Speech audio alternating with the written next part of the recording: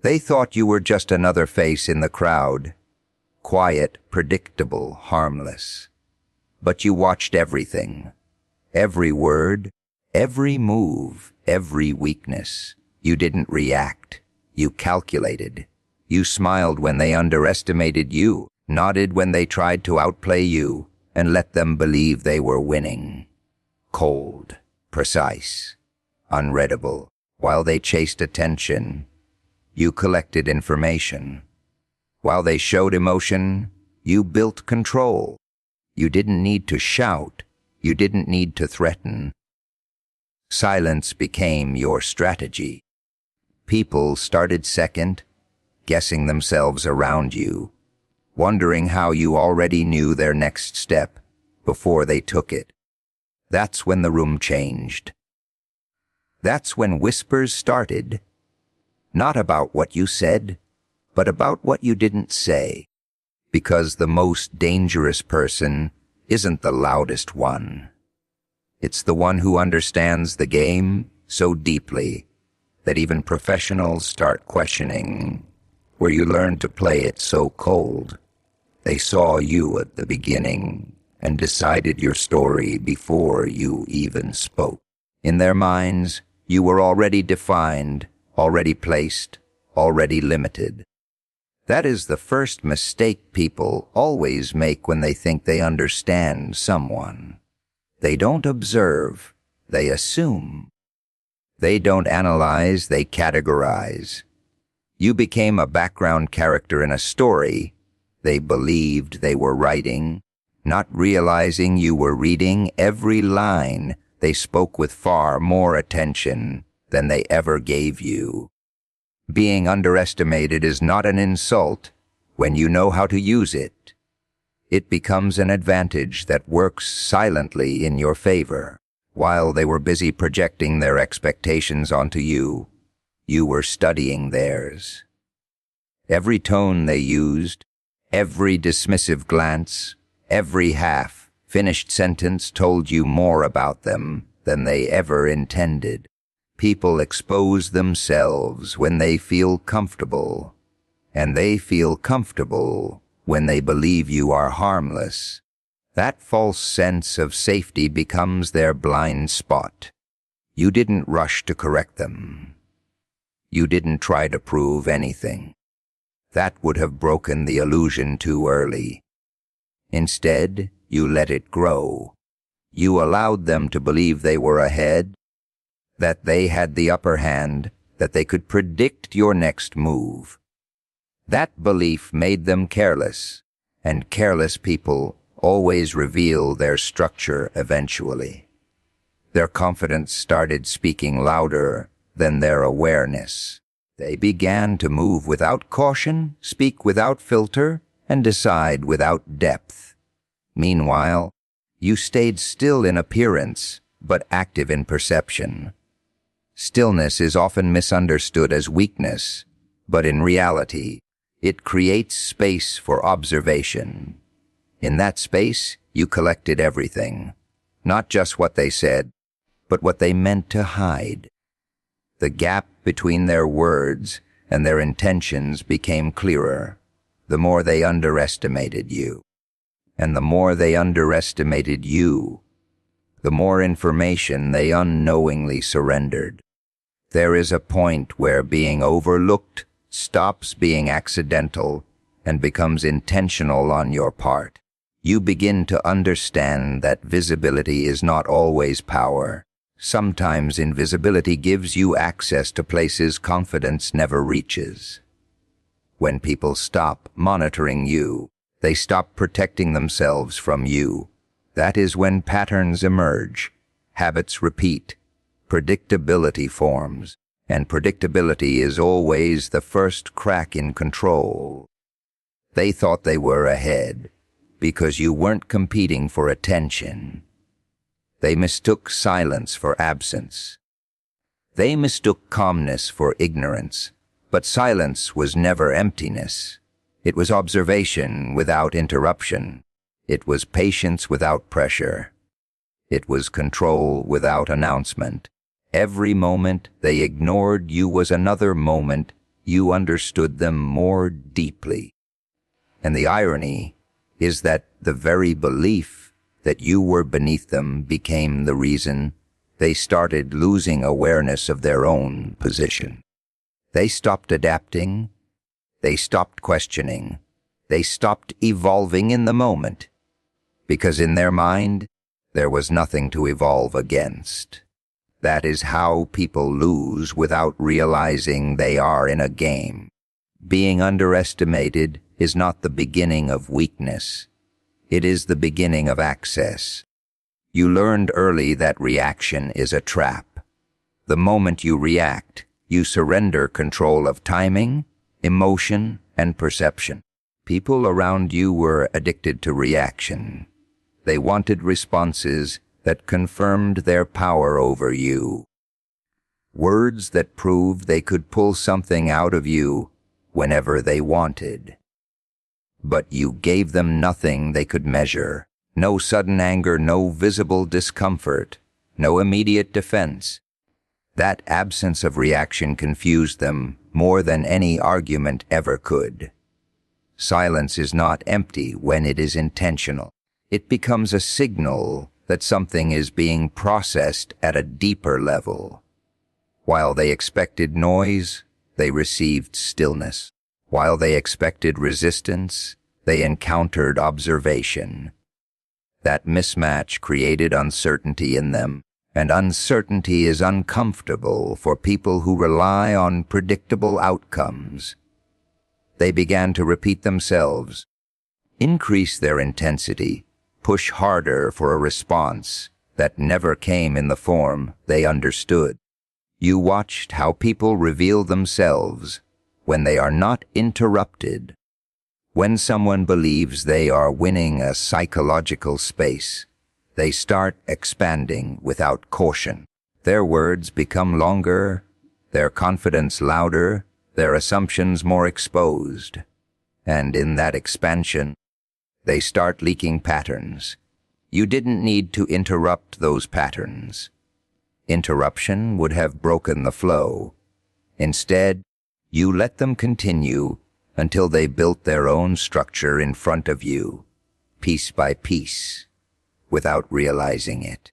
Every conversation became a map. Every silence you held became space for them to step further into themselves. The less you reacted, the more they spoke. The more they spoke, the more they exposed. And what they thought was your passivity was actually your control over direction. You were not responding to the surface of their words. You were tracking the layers beneath them, the intent behind the tone, the hesitation between sentences, the inconsistency between what was said and what was meant. People underestimate how much control they lose when they are the only ones producing visible energy in a conversation. Energy that is not met begins to reveal exhaustion, and exhaustion leads to mistakes. You saw how they began to overextend their points, how they started filling silence with unnecessary explanation, how they became uncomfortable with gaps that you were comfortable leaving untouched. That discomfort made them predictable. You understood that reaction is what people use to confirm dominance. If they can make you react, they believe they can influence you. If they cannot, they start questioning their own influence without realizing it. That questioning slowly weakens their certainty. And when certainty weakens, behavior changes. They become louder to compensate, more repetitive to reinforce, more aggressive to regain what silence has taken from them. You never needed to match their energy, because matching energy is still participation in their rhythm. Instead, you removed rhythm entirely. You became a pause they could not interpret, and in that pause, they started filling the gaps with their own assumptions. Those assumptions were never about you, as much as they were about their own insecurity, reflected back at them. The most powerful position in any interaction is not the one who responds first, but the one who can delay response without losing awareness. Because in that delay, truth begins to surface without force, and once truth is visible, reaction becomes unnecessary. Emotions are what most people rely on to justify their decisions. Anger makes them move faster than they should. Fear makes them retreat from things they don't fully understand. Excitement makes them overlook details that are right in front of them. You observed this pattern early, not by learning it from books, but by watching how easily people lose themselves when their feelings take control of their thinking. That realization changes the way you operate. It stops being about reacting to what you feel in the moment and starts becoming about deciding what the situation requires regardless of what rises inside you. Control is not about suppressing emotion. It is about recognizing it without allowing it to lead. Most people assume strength is shown through intensity, but intensity is often just a lack of regulation. When someone is emotionally unstable, their decisions become fragmented. They move from one reaction to another without continuity. You learn that consistency in behavior creates unpredictability in outcome, while emotional fluctuation creates predictability in failure. That is why emotional control becomes less of a trait and more of a strategy. When you stop feeding visible emotion into a situation, people begin to misinterpret you. They try to assign labels because they cannot read neutrality. They call it coldness, detachment, indifference, but those are just interpretations from people who depend on emotional signals to understand intent.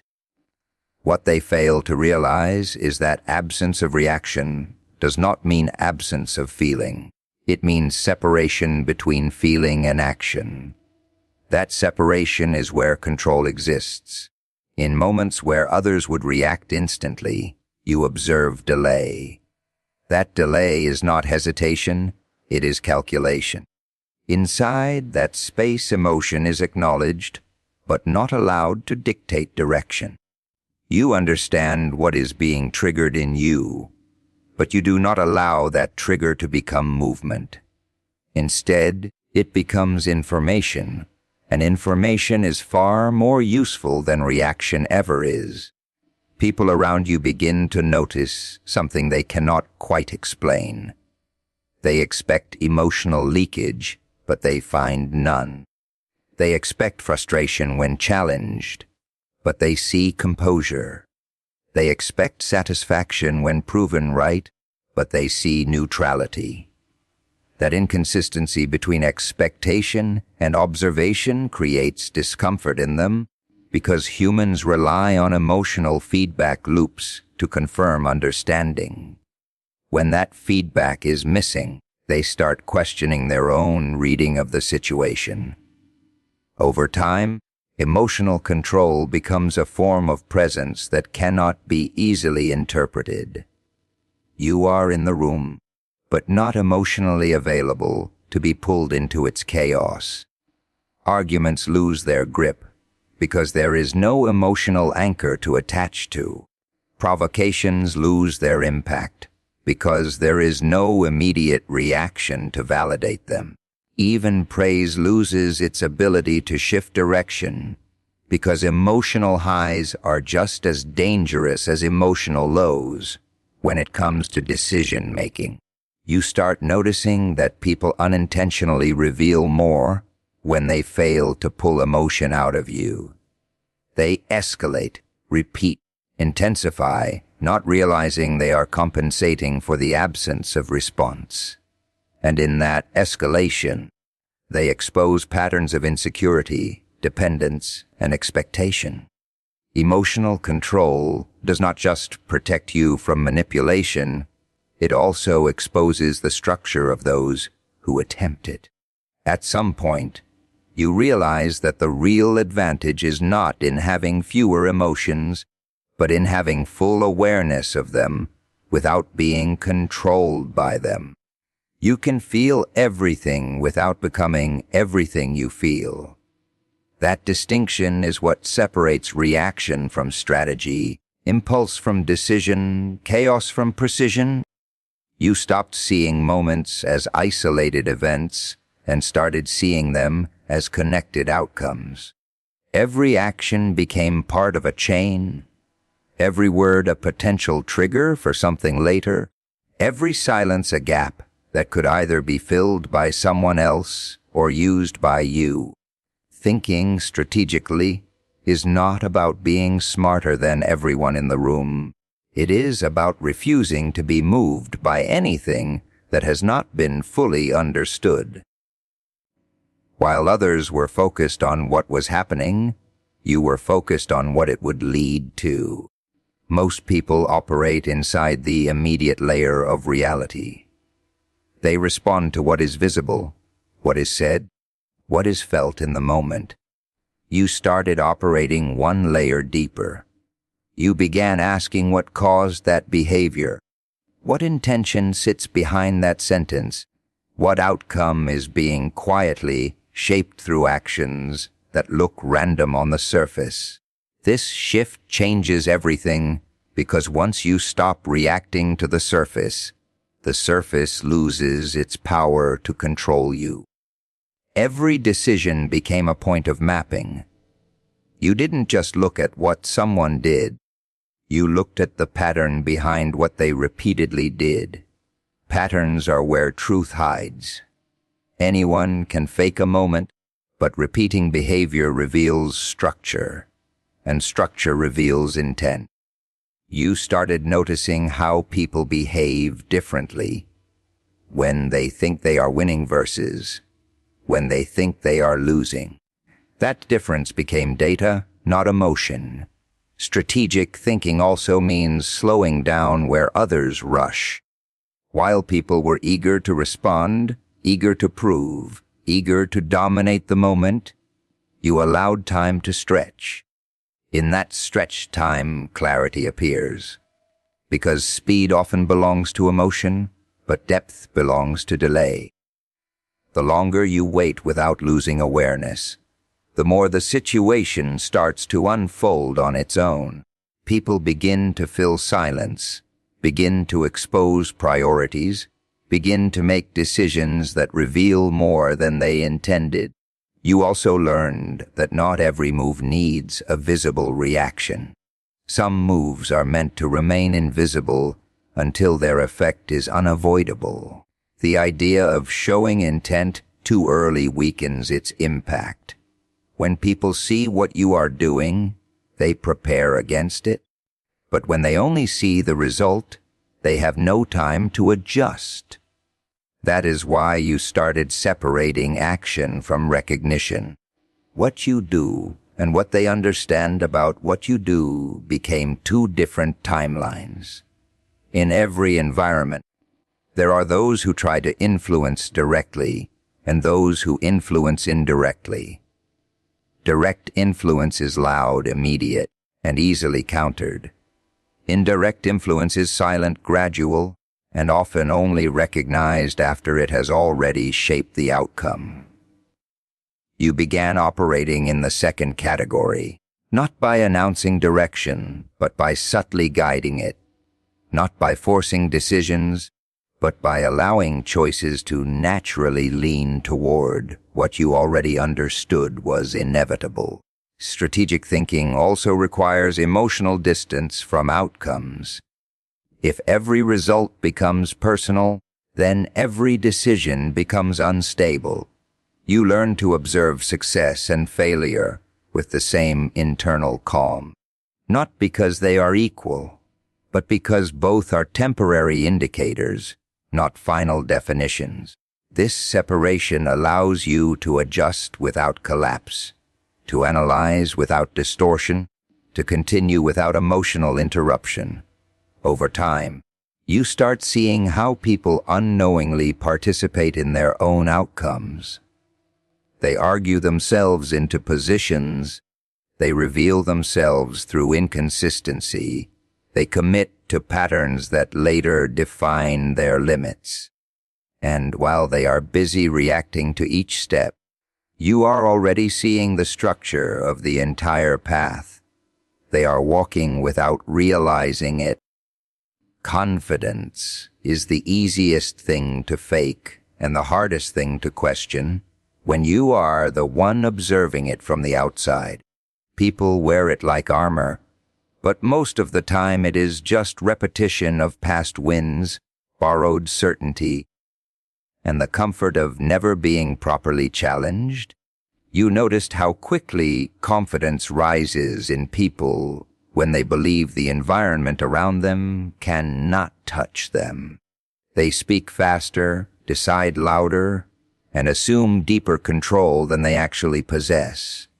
That is where the opening exists, not in their weakness, but in the overextension of their belief in themselves. You never needed to break their confidence directly. Direct confrontation only strengthens what it tries to destroy. Instead, you let it expand on its own. You allowed people to sit inside their own certainty long enough for it to turn into assumption, because assumption is where confidence stops being grounded and starts becoming exposed. The more certain they felt, the less careful they became. The less careful they became, the more predictable their structure turned. There is a point where confidence stops being awareness and becomes performance. People begin to act in a way that matches how they want to be perceived, rather than what they actually understand. You watched for that shift closely. It appears when someone starts repeating what worked before instead of adapting to what is in front of them. In that repetition, they stop seeing new information. They start filtering reality through memory instead of observation. You didn't challenge their confidence head-on. You positioned yourself where they could express it freely, because confidence reveals itself best when it is untested. When no resistance appears, it grows unchecked, and unchecked confidence starts filling gaps with assumptions. Those assumptions become decisions. Those decisions become patterns, and those patterns eventually expose the structure underneath. People who feel confident often stop listening carefully. They listen just enough to respond, not enough to understand. That difference creates space. While they were preparing their next assertion, you were absorbing the inconsistencies inside their current one. Every contradiction they ignored became a point of reference for you. Every overstatement became a marker. Every unnecessary detail became a clue that they were trying to maintain a version of control, rather than actually holding it. Turning confidence against someone is not about dismantling it. It is about redirecting it. You allow them to believe they are moving forward, while subtly guiding the direction of their movement. They think their confidence is pushing them ahead, but in reality, it is being used as momentum. Momentum does not care who controls it. It only follows the path of least resistance. And when resistance is removed intentionally, movement becomes predictable. You also observed how confidence makes people underestimate time. They believe they have more control over outcomes than they actually do. This makes them rush conclusions, skip evaluation, and overlook details that do not fit their internal narrative.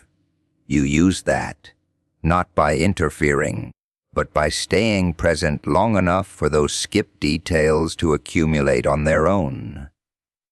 Eventually, the gap between what they believed and what was actually happening started widening without them noticing. The most interesting shift happens when confident people begin defending their confidence instead of using it. That is when it turns from strength into maintenance. Maintenance requires effort. Effort creates fatigue. Fatigue leads to inconsistency. And inconsistency is where the structure begins to loosen. You didn't need to break anything. You only needed to let them maintain themselves long enough for the strain to become visible under their own weight. At some point, confidence becomes so comfortable that it stops checking for danger. That comfort is what turns awareness off. And when awareness is off, even small miscalculations start stacking. A missed detail here, an overlooked signal there, a repeated assumption that was never re-evaluated. From the outside, nothing looks immediately wrong. But internally the structure is already shifting, just slightly enough to go unnoticed, while it still feels like control is intact, while everything still feels aligned. While the assumption that nothing can disrupt, it continues to grow in the background without interruption. Unpredictability is not about chaos. It is about control over perception. When people cannot map your next move, they start relying on assumptions, and assumptions are always weaker than reality. You learned that the moment someone thinks they have understood your pattern, they begin to relax their guard, and the moment guard drops, awareness follows it down. That is where unpredictability becomes a silent pressure. Not because you are doing something extreme, but because nothing about you settles into expectation. People feel safe when they can predict behavior. They categorize others quickly, build mental shortcuts, and decide how to interact based on those shortcuts. Once that system is in place, they stop observing and start assuming continuity. You noticed how fast people create versions of others in their mind, versions that feel stable enough for them to stop questioning. That is where control begins to shift, because the version they create is not you. It is their interpretation of you, and interpretations are always vulnerable to disruption. You never needed to act erratically to break their sense of prediction. You only needed to avoid consistency that could be easily labeled. When someone tries to define your next step and fails repeatedly, they begin to waste energy trying to stabilize something that refuses to stabilize. That wasted energy turns into hesitation, and hesitation slows down their responses. While they are trying to recalibrate, you are already moving in directions they did not prepare for. Unpredictability works because it forces others into observation mode, while you remain in execution mode.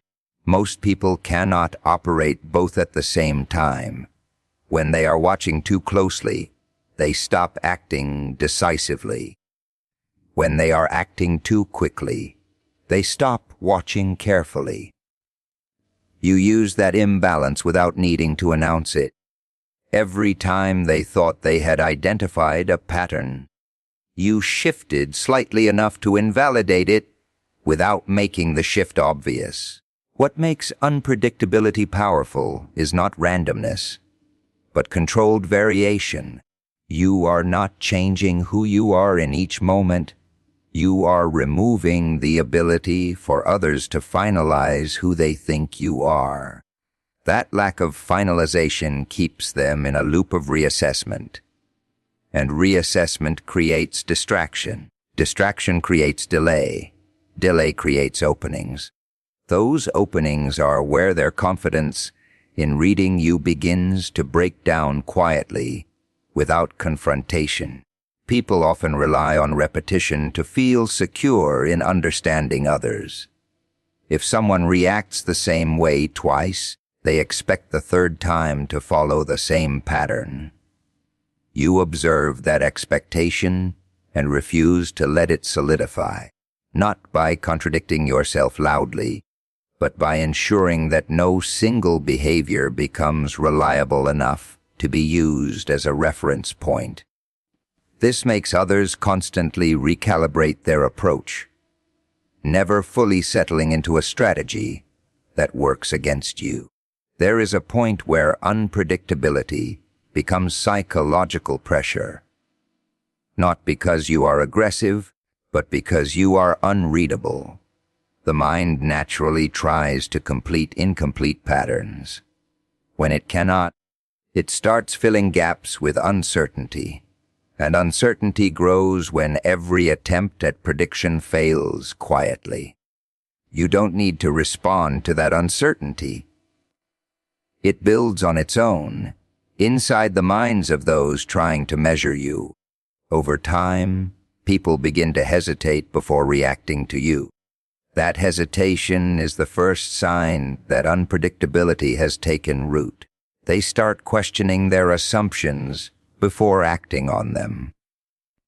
They start overthinking simple interactions. And in that overthinking, they lose the natural speed they once had around you. Meanwhile, you are not increasing complexity. You are simply refusing to be simplified. At that stage, unpredictability is no longer something you use occasionally. It becomes the default state others experience around you. They are never fully sure what to expect, not because you are changing constantly, but because you are never fully readable in the first place. And that gap between expectation and certainty is where control quietly shifts without resistance